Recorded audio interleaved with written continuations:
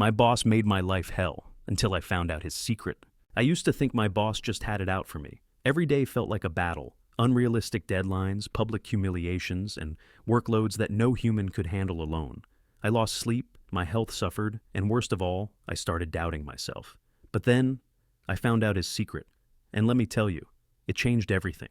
Before we jump into today's video, I need your help. We've noticed the channel is losing some traction, and subscribing is one of the best ways you can support us. It's quick, free, and it helps us keep bringing you awesome content. Your support means the world. Let's keep this channel growing together. Thanks so much. Now let's start the video. I had been working at this company for nearly 2 years, and from the moment my boss, Mr. Langley, took over, it felt like my life was put through a shredder. The man was relentless. He'd assign me impossible tasks at the last minute, then rip into me when I didn't meet his unrealistic expectations. At first, I thought he was just a tough manager, but over time, it became obvious. He had a personal vendetta against me, and I had no idea why. I wasn't late, I never missed a deadline, no matter how insane, and I always kept my head down. Yet, he seemed to enjoy making my life miserable. The worst part? It wasn't just during work hours. Langley would email me at all hours of the night, criticizing things I had already fixed, making me redo work for no reason. He even embarrassed me in front of the whole team once, calling my presentation lazy despite me working overtime to make it perfect. I could have quit. I wanted to quit. But I had bills, student loans, and no backup plan. So I told myself, just survive, just keep going. But then something happened that changed everything. One day, while grabbing lunch in the break room, I overheard something I wasn't supposed to. 2 senior managers were whispering about Langley, their faces serious. "I can't believe he's still showing up like nothing happened," one of them muttered. "I know," the other replied. "After what he did, I'd disappear forever." I froze mid-bite. What he did. That was the moment I knew. I needed to find out what Langley was hiding. I couldn't focus for the rest of the day. What exactly had Langley done? And why was it bad enough that people thought he should have disappeared forever? I decided to do some digging. First, I tried searching for his name online. Nothing unusual. No news articles, no scandals, not even a LinkedIn update. Just the usual corporate stuff. But something felt off. If it was a personal issue, why were the senior managers whispering about it at work? Then I tried something riskier. I reached out to an old coworker, Jake, who had quit a few months after Langley took over. If anyone had dirt, it would be him. I sent a casual text. "Hey man, long time no talk. Random question. Do you remember anything weird about Langley? I overheard something today, and it's been bugging me," Jake replied almost immediately. "Dude, are you sure you want to dig into that?" My stomach dropped. That? What the hell did that mean? "So you do know something," I texted back. Jake took a minute before responding. "I'm not saying anything over text. Too risky. Meet me after work?" I agreed. And for the rest of the day, I felt like I was carrying a live grenade in my pocket. Whatever Langley was hiding, it was big. I met Jake at a quiet bar across town, the kind where no one pays attention to strangers having hushed conversations. He was already there when I arrived, nursing a beer and tapping his fingers on the table like he was debating whether to stay or run. "Glad you came," he muttered, eyes darting around the room. I sat down, feeling the weight of whatever he was about to say. "All right, man, just tell me. What's the deal with Langley?" Jake exhaled sharply and leaned in. "It's bad, like really bad, and I don't know how he's still walking around free, let alone running the company." I frowned. "What do you mean?" He glanced around again, then lowered his voice. "A few years ago, Langley got caught up in some illegal financial stuff, like next-level fraud. He was embezzling money from the company, shifting numbers around, covering his tracks. But here's the thing, he wasn't acting alone. A chill ran down my spine. "Wait, you're saying—" Jake nodded. "Yeah, someone higher up helped him, someone big. That's why it never made the news. They buried it." I felt my hands go cold. "If that's true, why was he fired?" Jake chuckled darkly. "Fired? No, man, he wasn't fired. He vanished. One day he was there, the next, gone. No explanation, no goodbye email, just wiped from the system like he never existed. That's why everyone was shocked to see him back. It's like bringing a ghost to life." I leaned back in my chair, my mind racing. "So what do we do?" Jake hesitated. "Depends. You want to keep your job? Or do you want to know the whole truth?" I gripped the edge of the table, my brain scrambling to process what Jake just said. "The whole truth?" I repeated. "What does that even mean?" Jake exhaled, rubbing his temples. "Look, I don't know everything, but I know enough to tell you this. Langley didn't just disappear. He was forced out. Someone way up in the company made sure he went quiet, and whatever dirt he had on them, it didn't matter. They had more on him. I shook my head. So why bring him back now? Why risk everything? Jake's jaw tightened. That's the part that doesn't make sense. But think about it. If someone covered for him back then, maybe they need him now. Maybe he knows something they can't afford to lose. The thought sent a wave of unease through me. I'd only been working at the company for a few years, but I'd seen enough shady decisions to know there were forces at play far above my pay grade. But this was next level. I looked Jake in the eye. So, what do we do? Jake hesitated, then pulled out his phone. After a few taps, he turned the screen toward me. This is Langley's old contact info. If he's back, he's got to be staying somewhere nearby. I stared at the screen, my pulse quickening. This was a terrible idea. A very bad idea. But at the same time, I knew I couldn't just let it go. I met Jake's gaze. I'll find him. He sighed. Just be careful, man. You don't know what you're stepping into.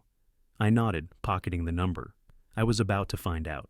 That night, I sat in my car outside a rundown motel on the edge of town. The address Jake had given me led here, and if Langley was staying anywhere, this seemed like the kind of place you'd hide out. Dim, flickering neon, a parking lot with more potholes than pavement, and a guy in a hoodie leaning against the vending machine, watching every car that pulled in. I checked my phone again. No messages from Jake, no new company emails. But I wasn't here for corporate gossip. I was here for the truth. Taking a deep breath, I stepped out of the car. The moment I did, the guy in the hoodie straightened up, his eyes locking onto me like he was waiting. I kept walking, pretending not to notice, my footsteps echoing in the near-empty lot. Room 214, that was what Jake's info said. I climbed the metal stairs 2 at a time, my heart pounding. I wasn't sure what I was expecting. A rundown, paranoid ex-executive? A man who had all the answers? Or maybe no one at all. I knocked twice. Nothing. I knocked again. Then, movement inside. A shadow shifted under the door. I heard the lock click, and then the door cracked open just an inch. A single eye peered through. "Who sent you?" The voice was hoarse, like he hadn't spoken to anyone in days. "No one," I said quickly. I hesitated. What was I supposed to say?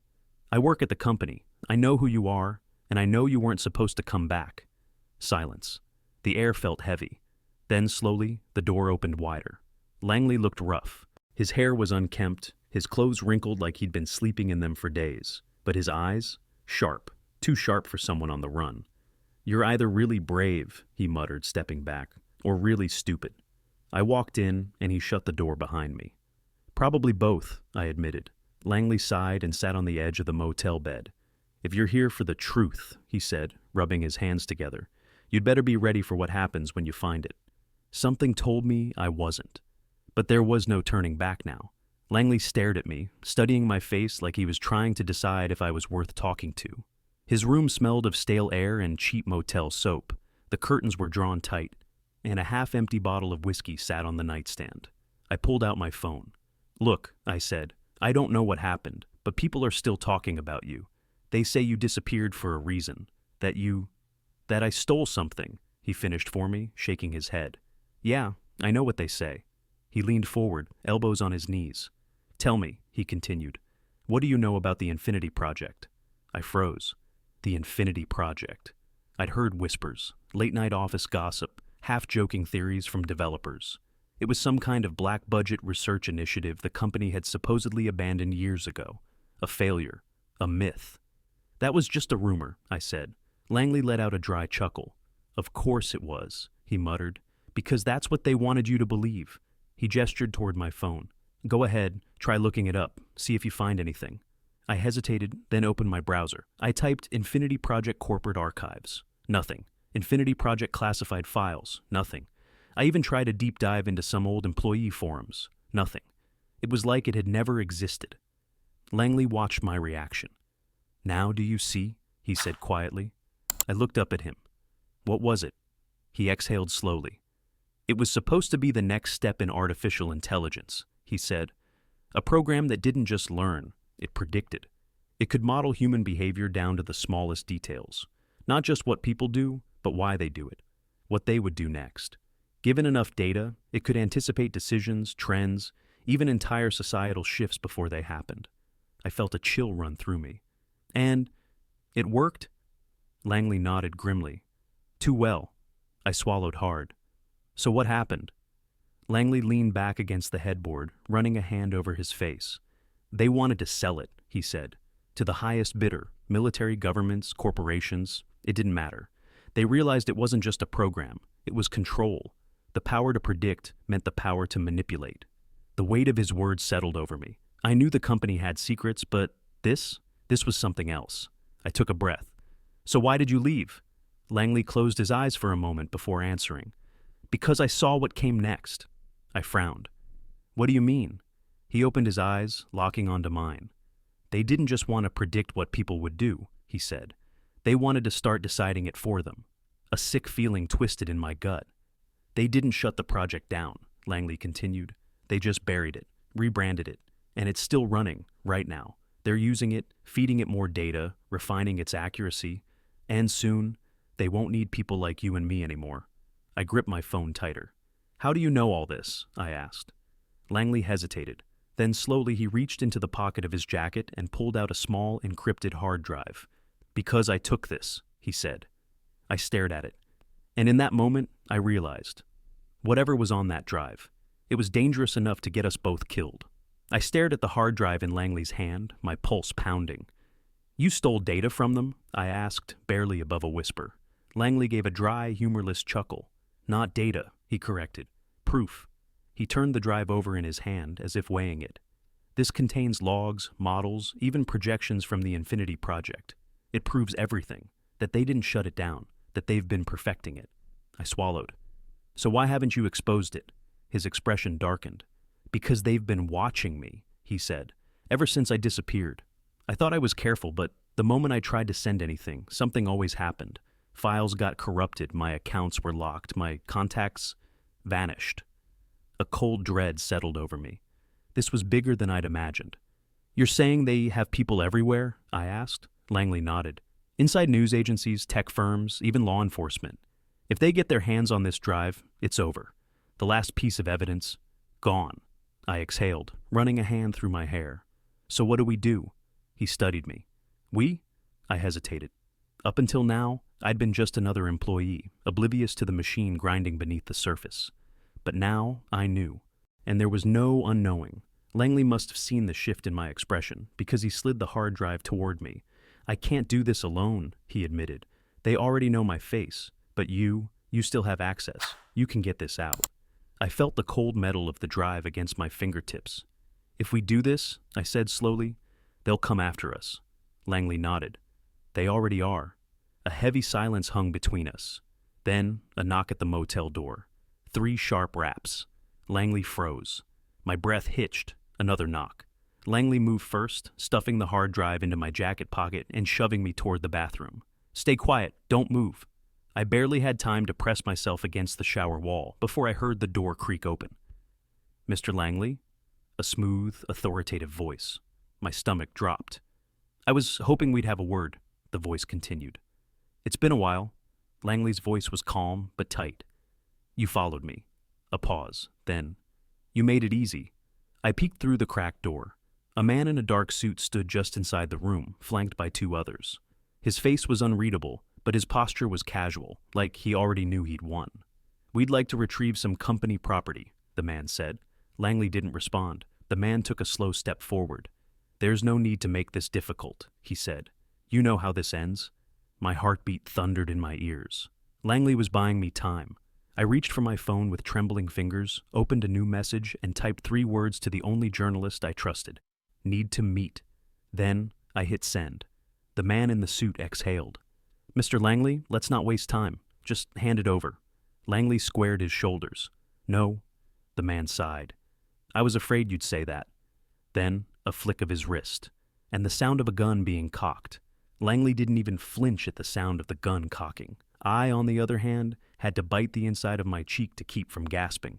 My whole body was frozen against the cold tile of the motel bathroom, my hand clutching my phone so tightly it hurt. The suited man took another slow step forward. Let's not be dramatic, he said smoothly. You know we don't want to make a mess. That's never been our style. Langley let out a dry chuckle. "You have plenty of styles," he shot back. "Bribery, blackmail, making people disappear. But sure, let's pretend you're the civilized type." The man sighed like he was disappointed. "You always were difficult, but I suppose you already knew that." He glanced at the two men behind him. "Search the place." My breath caught. They were going to find me. I had to act. Slowly, carefully, I tapped on my phone screen, pulling up a pre-written email. It was the one I'd prepared just in case, the one with everything attached, the project logs, the research papers, the proof. I had never planned on sending it. I'd hoped I'd never need to. But now, my thumb hovered over the send button. Langley was still talking, still buying time, but I could hear the footsteps of the other men moving through the room, opening drawers, checking under the bed. 30 seconds, maybe less. I tapped send, a whoosh, gone. The email was out. Sent to half a dozen journalists, whistleblower agencies, even a few tech watchdogs. People who would know what to do with it. Then, without giving myself time to hesitate, I slid my phone into the gap behind the toilet. And, just in time, because the bathroom door slammed open. One of the men, a tall, broad-shouldered guy with a cold expression, stared right at me. "Boss," he called out, "we got another one." Langley's head snapped toward me. The regret in his eyes nearly made me sick. The suited man took a slow step inside. His face remained unreadable, but there was a flicker of something in his eyes. Annoyance, amusement. "This just got more complicated," he muttered. I forced myself to stand straight. "It's over," I said, voice steadier than I felt. "People are going to know." He tilted his head. "Are they?" My stomach nodded.